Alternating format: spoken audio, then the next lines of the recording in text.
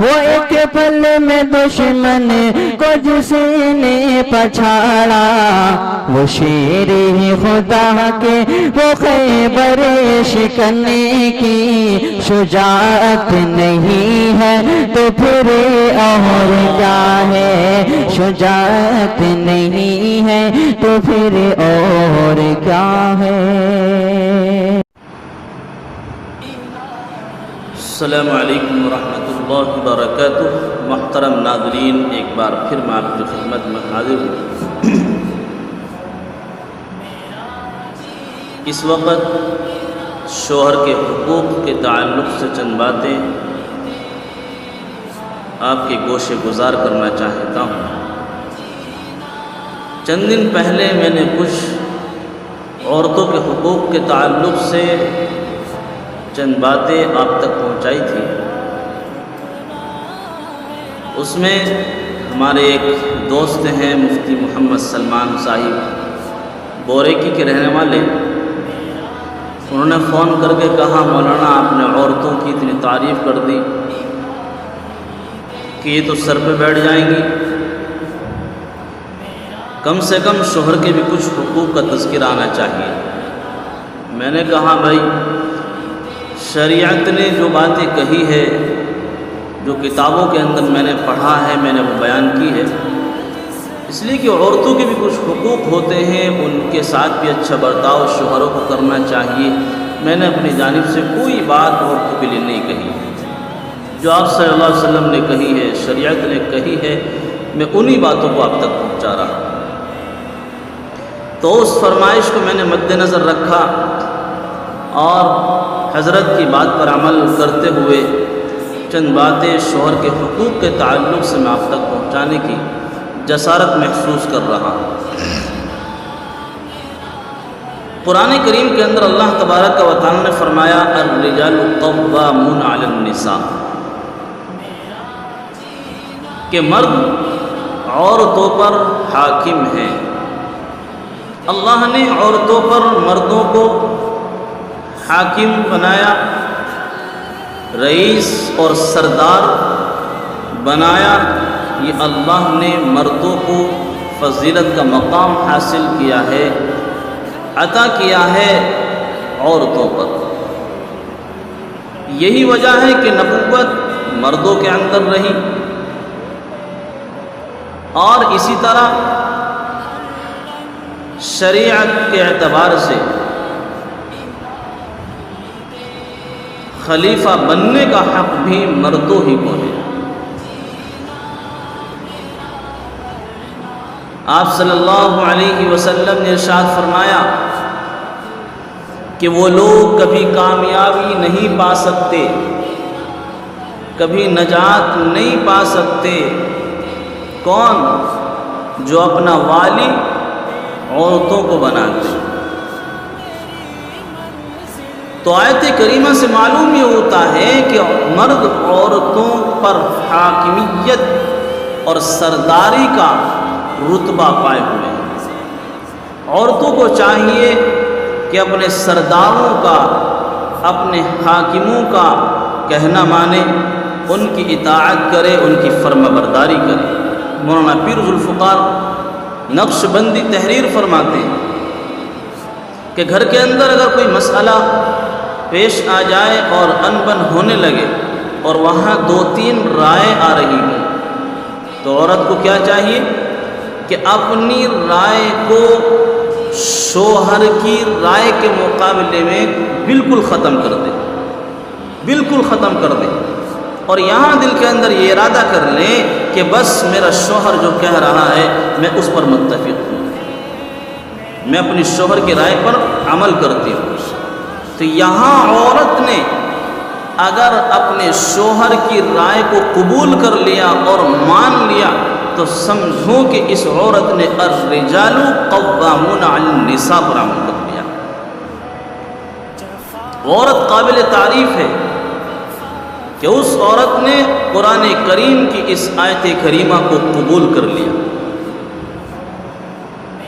تو ایسی عورتوں کے سلسلے میں بارہا کہا کرتا ہوں کہ واقعی یہ عورتیں جنت کی حقدار ہیں۔ اپنے شوہر کی ہر بات کو تسلیم کرنا، ان کو ہر وقت خوش رکھنا، یہ عورتوں کا فعل ہوا کرتا ہے۔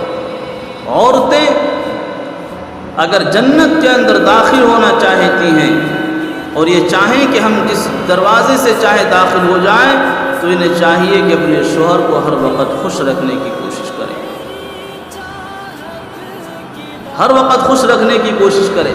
ہاں، اس لیے کہ عورتیں اگر چاہیں گھروں کے نظام کو برباد کر دے، درہم برہم کر دے، اور یہ چاہیں تو گھر کے نظام کو صحیح کر دے۔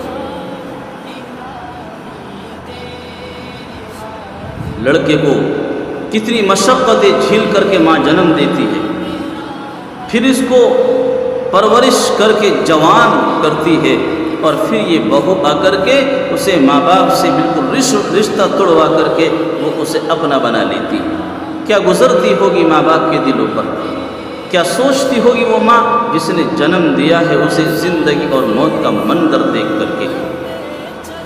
اسی لیے میں کہا کرتا ہوں کہ بیویوں کو چاہیے کہ شوہروں کو تو خوش رکھنے کی کوشش کریں ہی، لیکن ماں باپ سے انہیں بالکل الگ کرنے کی کوشش نہ کریں۔ ان کے اوپر ماں باپ کا حق ہے، ان حقوق کو ادا کرنے کی کوشش کرایا کرے، خود بھی رائے دیا کرے۔ تو عورتوں پر کچھ ذمہ داری عائد ہوتی ہے۔ اسی طرح عورت کے ذمے یہ بھی ہے کہ وہ اولاد کی اچھی تربیت کرے، اس لیے کہ ماں کی گود بچے کا پہلا مدرسہ ہوتی ہے۔ ماں بچے کی جیسی تربیت کرے گی، بچہ ویسی تربیت پائے گا، اس لیے کہ بچہ ماں کے پاس بہت زیادہ وقت گزارتا ہے۔ بچپن میں ماں اگر اسے نیک بنائے گی، بچہ نیک بنے گا۔ ماں اس کی تربیت اچھی نہیں کرے گی تو بچہ بگڑے گا۔ اس لیے ماں کے اوپر یہ ذمہ داری بھی عائد ہوتی ہے کہ وہ اپنے بچے کی تربیت اچھی کرے، ورنہ ناظرین یاد رکھیے، بچپن کی غلطی 55 سال کی عمر میں بھی زائل نہیں ہوا کرتی، کہ جس طرح سے ایک بچے کو ماں کا دودھ چھوڑنا مشکل ہوتا ہے، اسی طرح سے بچپن کی عادتیں 55 سال کی عمر میں چھوڑنا مشکل ہو جاتا ہے۔ اسی طرح عورت پر یہ بھی ذمہ داری عائد ہوتی ہے کہ عورت شوہر کی عزت کا خیال رکھے، اس کی امانت کا خیال رکھے۔ شوہر اگر نہ ہو گھر پر تو اس کی امانتوں میں خیانت نہ کرے۔ اسی طرح یہ بھی ذمہ داری عورت پر عائد ہوتی ہے کہ جب گھر سے باہر کہیں جانا چاہے تو شوہر کی اجازت کے بغیر کہیں نہ جائے۔ شوہر اجازت دے تو گھر سے باہر قدم نکالے، ورنہ گھر سے باہر قدم نہ نکالے۔ یہاں ایک بگاڑ پیدا ہوتا ہے کہ شوہر گیا، عورتوں نے دیکھا وہ نہیں ہے، شام تک نہیں آئے گا، اور برقع اوڑھا، بہترین طریقے سے خوبصورت ہوئی اور زیب و زینت اختیار کی، کریم پاؤڈر نکالا، لگایا اور نکل گئی۔ کس کے لیے؟ شوہر کے لیے نہیں، دوسروں کے لیے لگا رہی ہے۔ بازار میں گھومنے کے لیے جا رہی ہے اور کہتی ہے ہم سودا سستا لے کر کے آئے ہیں۔ میری ماں، میری بہنوں، جب تم اپنے چہرے کو بہترین بنا کر کے جاؤ گی اور تم وہاں جا کر کے مسکراؤ گی تو کیوں نہ وہ اپنے ریٹ کم کر دے گا، فوراً کر دے گا۔ اگر یہ مسکراہٹ آپ اپنے شوہر کے سامنے بھی رکھو اور یہ میک اپ آپ اپنے شوہر کے سامنے کرو تو میں کہتا ہوں زندگی ختم ہو سکتی ہے، لیکن طلاقوں کی نوبتیں اور جھگڑوں کی نوبتیں نہیں آ سکتی۔ اور یہ جائز بھی قرار دیا کہ شوہر کے سامنے آپ سنگار کیجئے، آپ کریم پاؤڈر لگائیے، کوئی منع نہیں، لیکن صرف شوہر کے لیے، کسی غیر مردی کے لیے نہیں۔ آج اس کے الٹا ہو رہا ہے، جھگڑا اسی وجہ سے ہو رہا ہے کہ اپنے شوہروں کے ساتھ کڑوی باتیں، آنکھوں کی پتلی گھما گھما کر کے، چہرہ دیکھتے ہی غصہ آ جائے، نفرتوں کا شکار ہو جائے، اور اگر کوئی پڑوسی آ جائے، کوئی آواز مارے تو اس سے اس طرح سے باتیں کریں گی کہ وہ 5 منٹ نہیں، پھر آدھا گھنٹہ سامنے بیٹھ کر کے باتیں کر کے جائے گا۔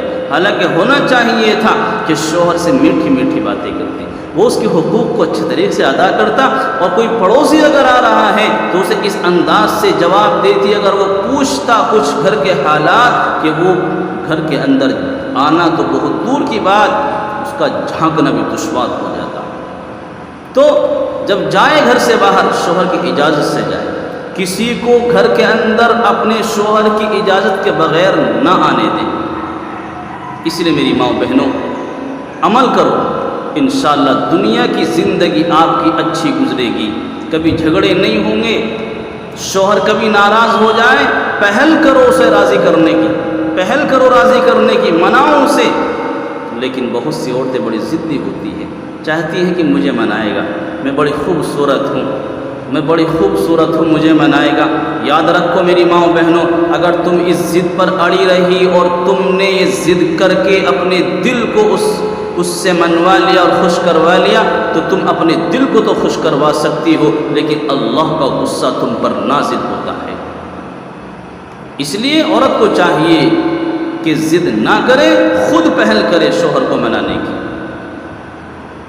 ایک لقمہ شوہر کے منہ میں ڈال دیا کرے، کھلا دیا کریں، یہ عادت اپنائیے، محبتیں بڑھے گی، محبتوں میں اضافہ ہوگا۔ اللہ کے غصے کو مت اپنے اوپر نازل کیجیے، لیکن اگر آپ نے ضد نہیں کی، آپ نے پہل کر لی شوہر کو منانے میں، تو پھر اللہ کی رضا تم حاصل کر لو گی، اللہ تم سے راضی ہوگا۔ اسی طرح میں ایک بات کہوں گا، پیارے نبی صلی اللہ علیہ وسلم نے ارشاد فرمایا کہ شوہر تمہیں بلا رہا ہے بستر پر، اور تم نے انکار کر دیا، بستر پر نہیں آئی، انکار کر دیا، اور شوہر اس رات یوں ہی سو گیا ناراض ہو کر کے، تو اللہ کے فرشتے اس پر لعنت کرتے ہیں مکمل رات۔ اللہ کے فرشتے مکمل رات اس پر لعنت کرتے ہیں اس عورت پر۔ حدیث کے اندر آتا ہے کہ اگر کوئی عورت فرائض کو ادا کرنے والی ہو، نماز، روزہ، زکوٰۃ وغیرہ کو مکمل طریقے سے ادا کرتی ہو، شوہر کے حقوق ادا کرتی ہو، شرمگاہ کی حفاظت کرتی ہو، اور اس کا انتقال اس حال میں ہو جائے کہ اس کا شوہر اس سے راضی ہو، تو اللہ کے نبی صلی اللہ علیہ وسلم نے فرمایا اس کے لیے جنت کے دروازے کھول دیے جاتے ہیں، وہ جس دروازے سے چاہے جنت میں داخل ہو جائے۔ کب کھل رہے جنت کے دروازے؟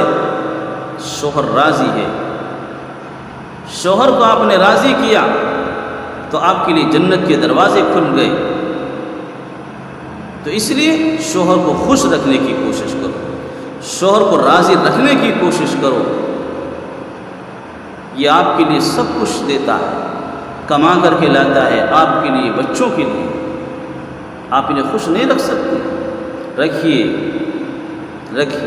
اپنی صورت کے ساتھ ساتھ اپنی سیرت کو اچھے کیجیے، اس لیے کہ خوبصورت عورت کو دیکھ کر کے آنکھ خوش ہوتی ہیں، خوب سیرت کو دیکھ کر کے دل خوش ہوتا ہے۔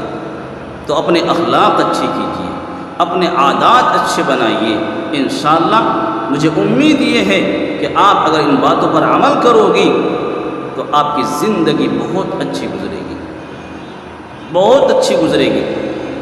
اس لیے میری ماں و بہنوں، شوہر کو ناراض مت کرو، شوہروں کو خوش رکھنے کی کوشش کیا کرو، اس لیے کہ یہ آپ کے سردار ہیں، آپ کے حاکم ہیں، آپ کے شوہر ہیں۔ اللہ نے انہیں حاکمیت کا درجہ عطا کیا ہے، انہیں ناراض کرنے کی کوشش مت کیا کرو۔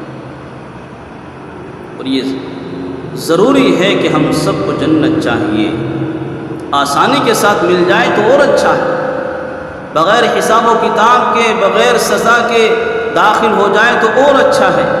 اس لیے ہمیں چاہیے کہ ہم اپنے شوہر کے حقوق کو ادا کیا کریں، ان کے سامنے اچھی رہیں، کپڑے اچھے پہنیں، تاکہ ان کی نظریں تم سے ہٹ کر کے کسی دوسری عورت پر نہ جائیں، ورنہ آپ دوسروں کے سامنے تو بن ٹھن کے رہو گی اور اپنے شوہر کے سامنے بھنگنوں کی طرح رہو گی، کپڑے اچھے نہیں پہنو گی تو واقعی اس کی پھر نظریں تم سے کٹ کر کے کسی غیر عورت پر جائے گی۔ اسی لیے میں یہ بھی کہا کرتا ہوں کہ شوہر کو بھی چاہیے کہ وہ بھی اچھا عورت کے سامنے رہے، خراب کپڑے نہ پہنے، بہترین رہے۔ کیوں؟ اس لیے کہ عورت کا بھی دل ہے، وہ بھی چاہتی ہے کہ میرا شوہر میرے سامنے اچھا رہے، وہ بھی اچھی صورت ایک دیکھنا چاہتی ہے، اپنے دل کو سکون پہنچانا چاہتی ہے، اور آپ ہی ہیں بس اس کے، اس لیے آپ کو بھی اچھا ہی رہنا چاہیے ان کے سامنے۔